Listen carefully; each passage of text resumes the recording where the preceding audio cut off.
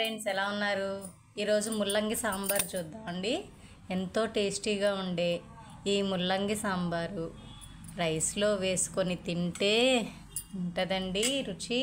అబ్బా, ఇలా తింటే టేస్ట్ మీరు ఒకసారి టేస్ట్ చూడాల్సిందే. దీన్ని తయారు చేసే విధానం చూద్దాం.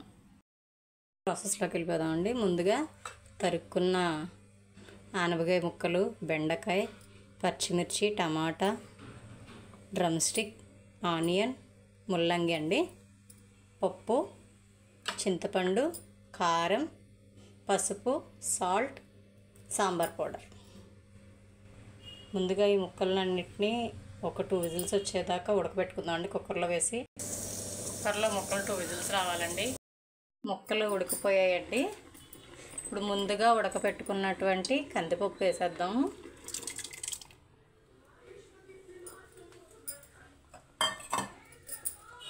కొంచెం పసుపు,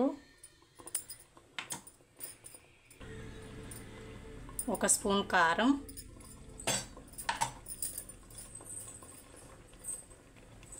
చింతపండు గుజ్జు తీసుకున్నది కదండి, అది కూడా వేసేద్దాం.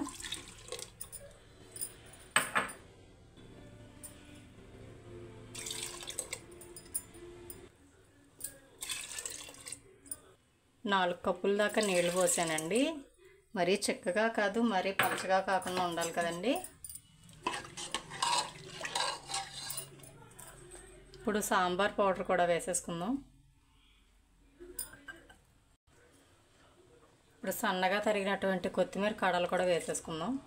కొత్తిమీర కాడల వల్లే టేస్ట్ ఉంటుందండి సాంబారు. మనకు సాంబార్ టేస్ట్ రావాలంటే ముందు కొత్తిమీర కంపల్సరీ ఉండాలి. ఇప్పుడు ఇది బాగా తెరలు కాగే వరకు మరగనిద్దామండి. సాంబార్ ఇప్పుడు తెరలు కాగుతుంది కదండి. నేను కల్లుప్పు వేసుకుంటున్నానండి. తగినంత కల్లుప్పు వేసుకోవాలి.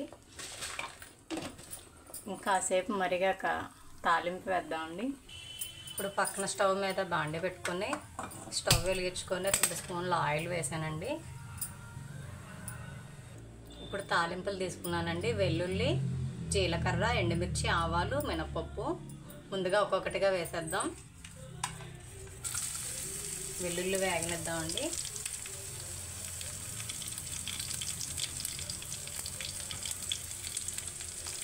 వెల్లుల్లి వేగుతుండగా మిగిలిన వేసేద్దాం.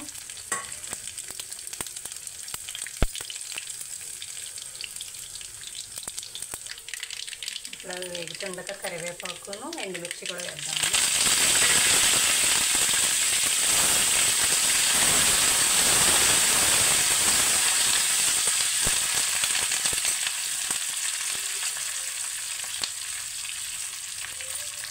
తర్వాత కొంచెం ఇంగువ వేస్తున్నామండి.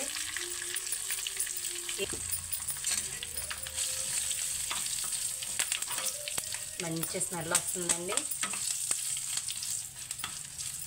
ఇప్పుడు దీన్ని సాంబార్లోకి తిరగమూత వేసుకుందాం.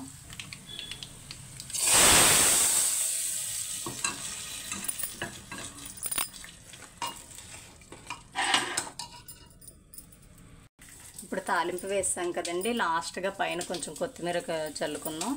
ఇప్పుడు సర్వింగ్ బౌల్లోకి తీసుకుందాం అండి. ఎంతే నోరూరించే ముల్లంగి సాంబార్ రెడీ అండి. ఒకసారి మీరు కూడా ట్రై చేయండి. నచ్చితే లైక్ చేయండి, షేర్ చేయండి, సబ్స్క్రైబ్ చేయండి.